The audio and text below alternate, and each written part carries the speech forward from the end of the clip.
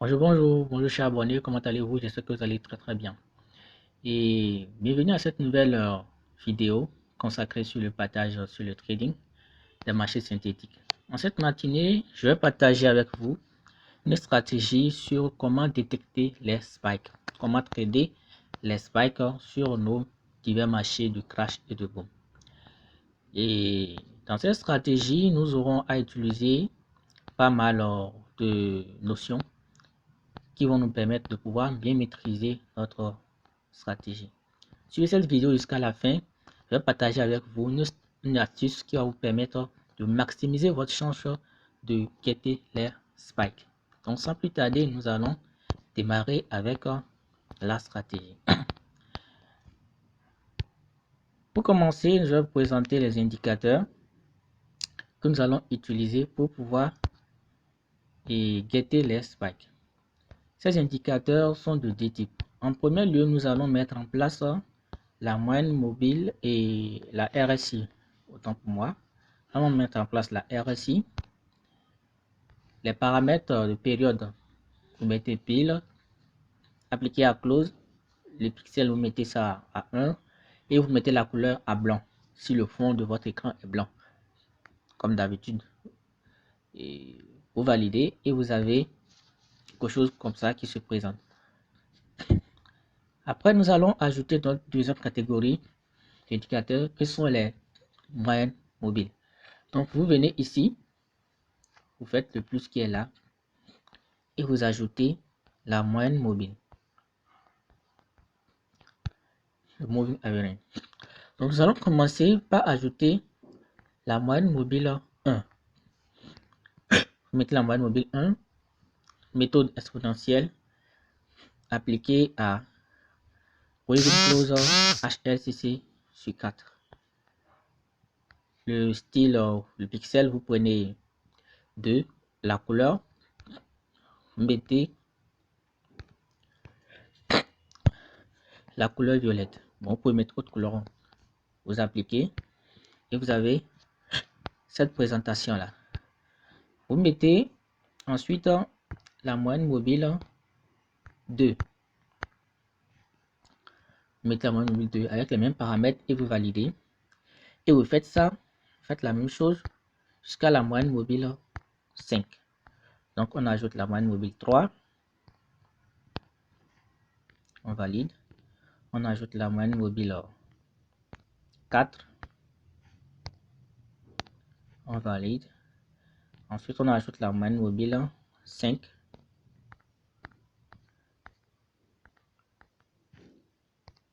Et on valide. Donc on obtient quelque chose comme ça.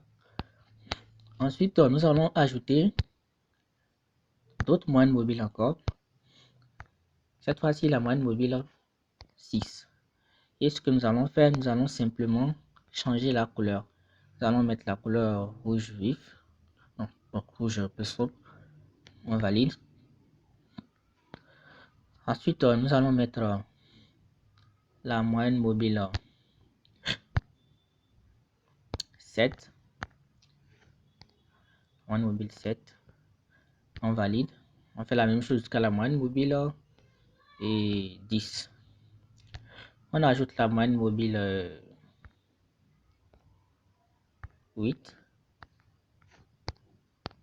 On valide. Ensuite la moyenne mobile 9. On valide. Et enfin la moyenne mobile 10. Et on valide. Donc, notre indicateur est prêt pour appliquer notre stratégie. Maintenant, à quoi consiste cette stratégie? Notre RSI ici a deux niveaux, le niveau 90 et le niveau 10. Lorsque nous voyons que les moyennes mobiles que nous avons placées commencent par plier, par devenir plat comme ça, et qu'ils arrivent au niveau du niveau 10 de la moyenne mobile et de la RSI plutôt, nous pouvons prendre position et le SPAC va sortir tout juste après, quelques secondes, quelques minutes plus tôt. Nous allons essayer de voir ça ici également. Lorsque ça s'est plissé et que c'est venu vers le niveau 10, la RSI, le SPAC est sorti. De la même manière ici, on voit lorsque les moyennes mobiles se sont plissées avec la couleur rouge vers le dessus, on voit que le SPAC est sorti tout juste après.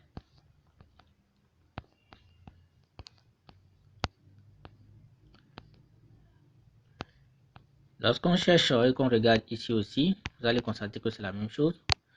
Lorsque les moyennes mobiles se sont plissées avec le rouge en dessus, nous avons le SPAC qui est sorti et cela marche à toutes les fois que cette structure se présente. Nous avons le SPAC qui apparaît. Nous avons le SPAC qui apparaît et qui vous permettra de guetter les spikes avec une grande performance.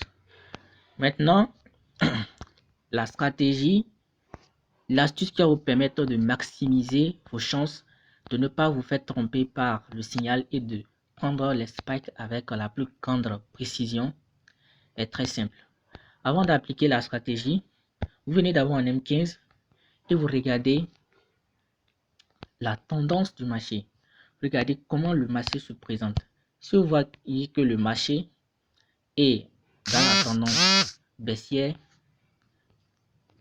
lorsque vous venez en M15 et que vous voyez que le marché est dans la tendance baissière, comme ce que nous avons ici, vous devez faire très attention dans l'application de cette stratégie. Vous devez faire très attention dans quel sens? C'est que lorsque vous venez en une minute et que les moyennes mobiles se sont pliées vers le niveau 10 de la moyenne mobile et de la RSI, cela peut prendre du temps avant que le SPAC ne sorte. Donc cela peut vous faire traîner comme les longues traînées que nous voyons ici avant que le SPAC ne sorte. Alors que si en 15 vous voyez que le marché est en range, quand le marché est en range ou bien que la tendance elle est haussière comme ça, là lorsque le ciel apparaît, vous prenez votre spike avec précision. Aussitôt que ça se plie, vous mettez votre position 5 secondes et 5 minutes après, le SPAC sort. 5 minutes au maximum, le SPAC est là. Donc, c'est cette stratégie que je voulais partager avec vous. J'espère que ça vous aide à pouvoir améliorer votre trading sur les spikes et que ça vous permettra de prendre beaucoup de spikes désormais. Merci beaucoup de m'avoir suivi. N'hésitez pas à laisser vos avis en commentaire et à me proposer des stratégies ou bien des templates que vous avez envie d'avoir pour permettre de vous améliorer dans le trading. Merci de m'avoir suivi et à tout à l'heure. Bye bye.